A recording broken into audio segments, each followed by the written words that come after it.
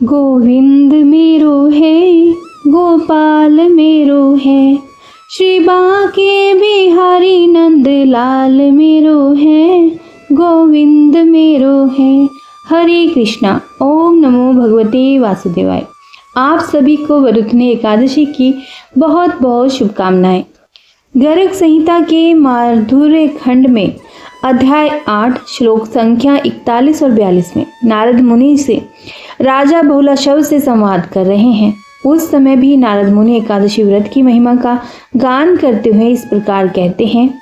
जो मनुष्य शुद्ध भक्ति भाव से एकादशी व्रत का पालन करता है वह अपने मातृकुल की 10, पितरकुल की 10 और पत्नी के कुल की 10 पीढ़ियों का उद्धार कर देता है। इतनी विशेष है यह एकादशी तिथि।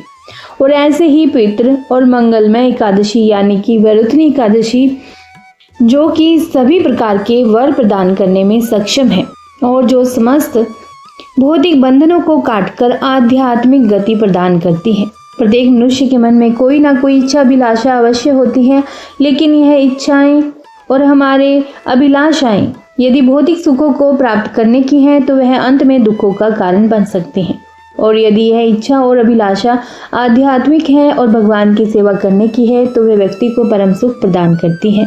तो आइए आज हम समस्त प्रकार के आध्यात्मिक फल प्रदान करने वाली वरुथनी एकादशी की पौराणिक व्रत कथा को सुनते हैं।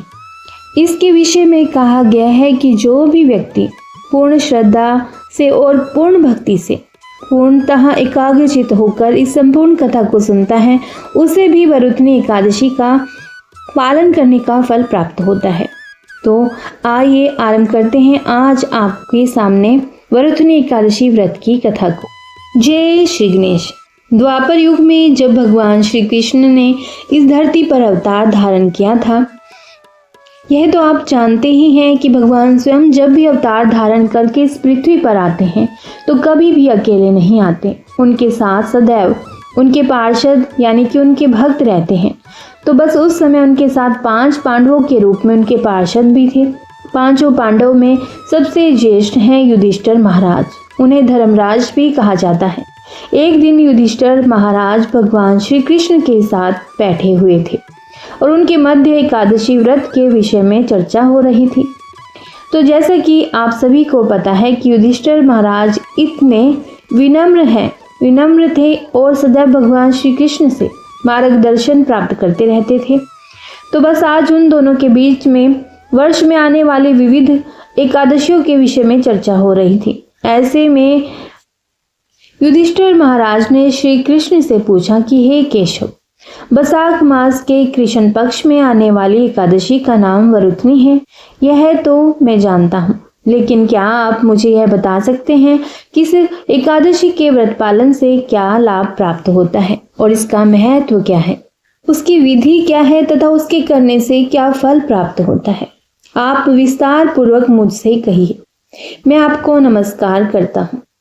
श्री कृष्ण कहने लगे कि हे राजेश्वर, इस एकादशी का नाम वरुथनी है। यह सौभाग्य देने वाली, सब पापों को नष्ट करने वाली तथा अंत में मोक्ष देने वाली है।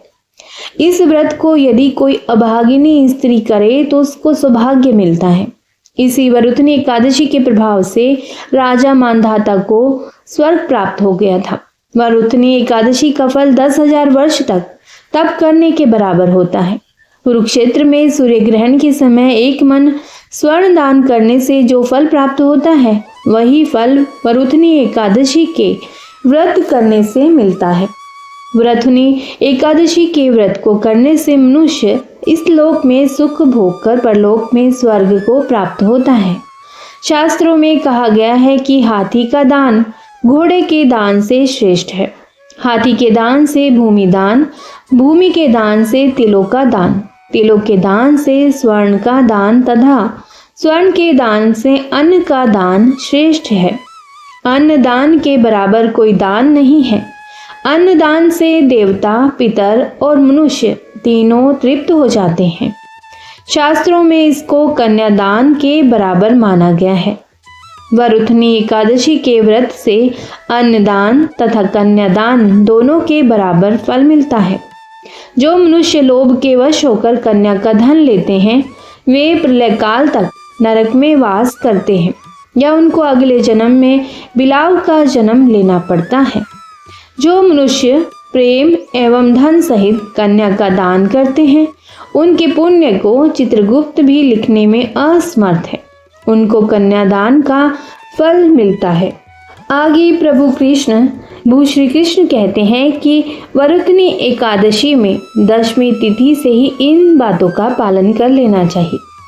कांसे के बर्तन में भोजन ना करें, मांस मदिरा इत्यादि ना लें, मसूर की दाल, चने का शाक, कोदो का शाक, मधु, दूसरे का बुरा भला, दूसरी बार भोजन करना, स्त्री प्रसंग, यह सब कार्य इस एकादशी पर वर्जित हैं।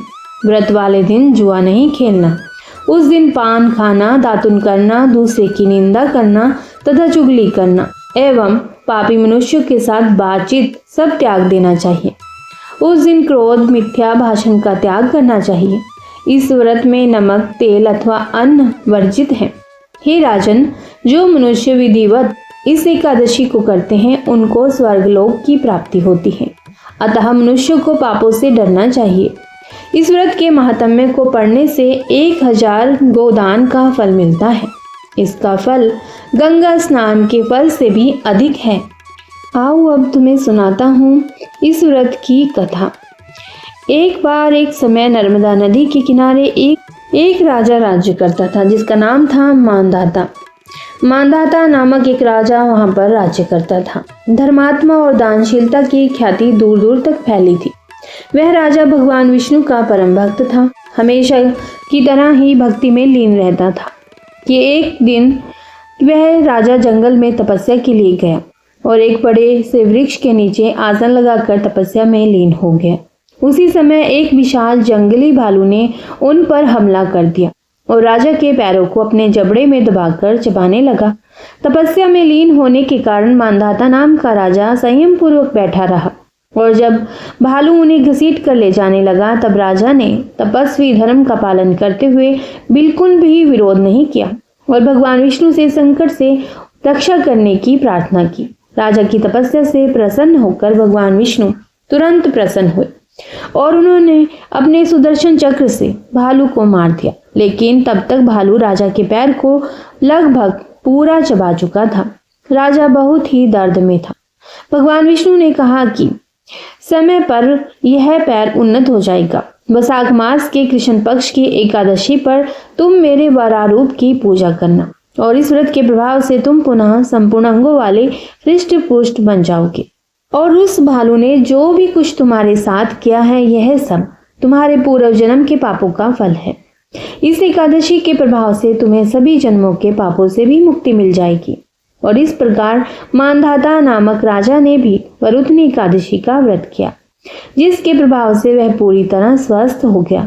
व्रत के प्रभाव से राजा की कीर्ति भी चारों तरफ फैल गई और उसका राज्य सुख समृद्धि से भरपूर राज्य बन गया।